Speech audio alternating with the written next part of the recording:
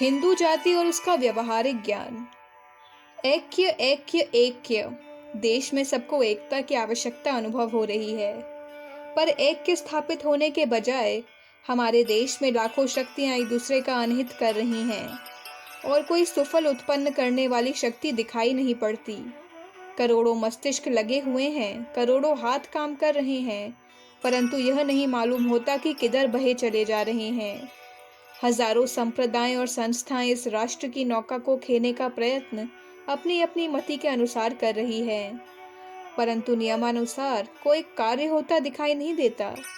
मित्रों, नौका की बल्लियां अपनी जगह जहां की तहां रहने दो, अपनी जगह भी मत छोड़ो, किंतु सब मिलकर एक ही दिशा में खेते चलो।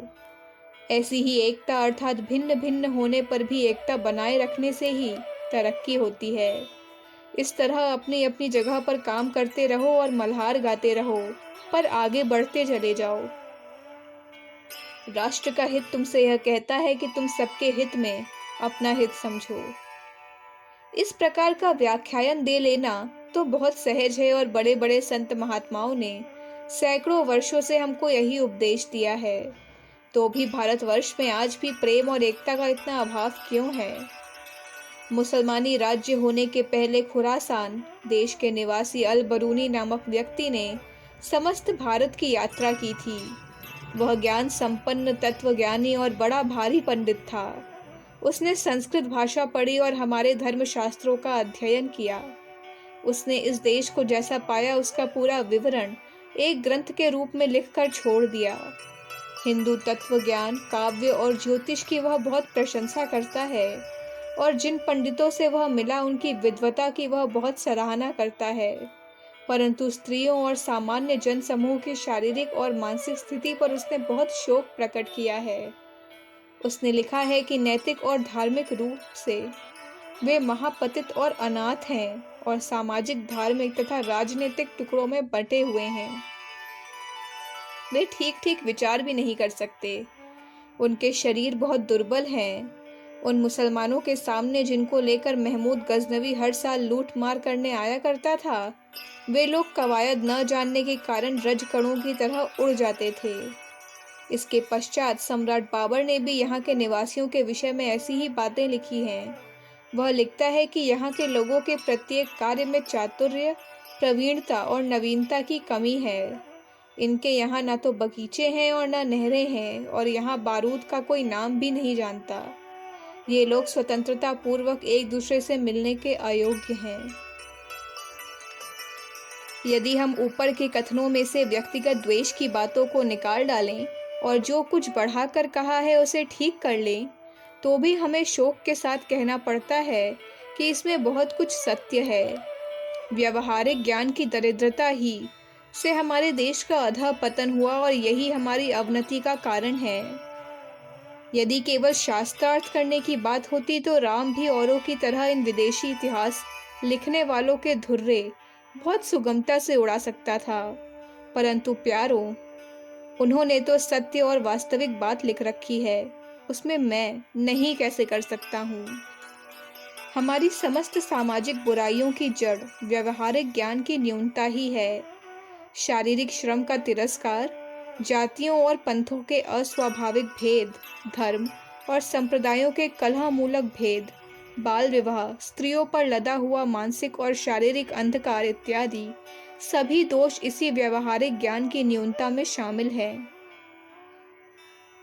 इस सामाजिक अवनति को दूर करना बड़ा कठिन है।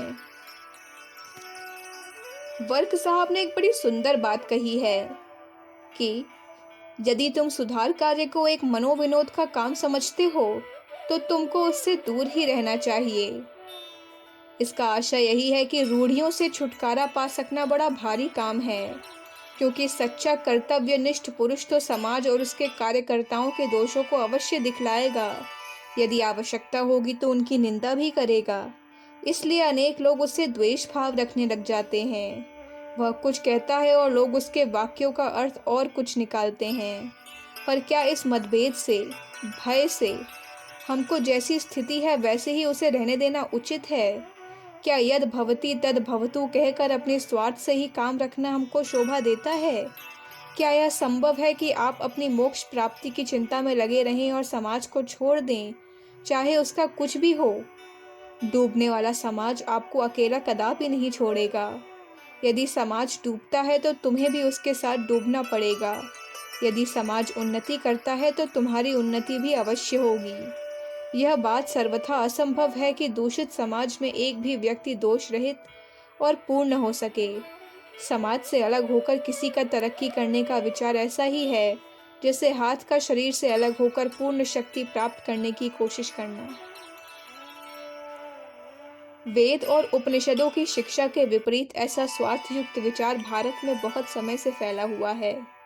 इसी के कारण समाज का अंग अंग भी हो गया है और शोचनीय अवस्था भी हो गई है। हे भारत के होनहार नवयुवकों, हिंदुस्तान का भविष्यकाल तुम्हारा ही है और तुम ही उसके लिए उत्तरदाता हो। बहुमत के जादू में कायर लोग फंस जाते हैं। सत्य से भरा हुआ चैतन्य मनुष्य तो लोगों के विचार और अंतःकरण पर राज्य करते हैं। नाम मात्र के लिए बाहरी राजा कोई भी हो। बीए और एमए की पदवी तो तुम्हें विश्वविद्यालय में मिलती है, परंतु क्रूर और शूर की पदवी तुम्हें स्वयं ही चुन लेनी होगी। सैकड़ों वर्षों से हमारे देश में द्वेष भाव और शून्य भाव से बड़ी हानि हो रही है और इसका मुख्य कारण लकीर का फकीर होना और मिथ्या बातों पर विश्वास करना ही है। चैतन्य आत्माओं का कर्तव्य है कि इस पुरानी तामसिक गति को हटाकर देश को शक्ति के मार्ग की तरफ अग्रसर करें। यह सत्य है कि जो समाज अपने पूर्वजों से पाई हुई वस्तु को त्याग कर देता है तो कोई बाहरी शक्ति उस समाज का नाश कर देती है, परंतु साथ ही हमको यह भी ध्यान रखना चाहिए कि जो कुछ हमने अपने पूर्वजों से पाया है उसका बहुत आडंबर ना करें, क्योंकि जो समाज ऐसा करता है उसका नाश भीतर ही से हो जाता है। आदर्श चरित्र में तो दुख का नाम मात्र भी नहीं होता।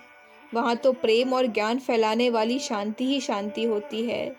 भला जिस समाज में ज्ञान का प्रकाश त्रासदायक प्रतीत होता है, उसमें दुख रहित शांति और प्रकाश कैसे साथ रह सकते हैं? यदि तुम्हारी प्रकृति ही ऐसी हो गई है कि आदर्श चरित्र का पालन नहीं कर सकते हो, तो अपने चरित्र को बिल्कुल सरल और सत्य बनाओ। छोटे विचार वाले बड़े लोगों से किसी देश को बल प्राप्त नहीं होता, बल्कि बड़े विचार वाले छोटे लोगों से देश का कल्याण होता है। पर शांति कैसी हो? जानवरों की सी काहिली भी शांतिदायिनी मालूम होती है। शमशान भूमि भी शांतिमय दिखती है, पर हमको जीवित शांति चाहिए, मरी हुई नहीं। जिस समय लोगों में अंधकार फैला हो, लोग अंधेरों में ठोकर खा रहे हों, उस समय अपने प्रकाश को एक डलिया के नीचे ढक रखना महापाप है। यदि तुम्हारे पास प्रकाश न होता तो तुमको इतना पाप न लगता। वह मनुष्य जो अपने शब्दों या कार्यों द्वारा दूसरों की सहायता कर सकता है, परंतु ऐसे समय में भी चुप और उदासीन रहता है, वह उस सिपाही के सदृश पापी है जो अपनी जगह छोड़ देता है।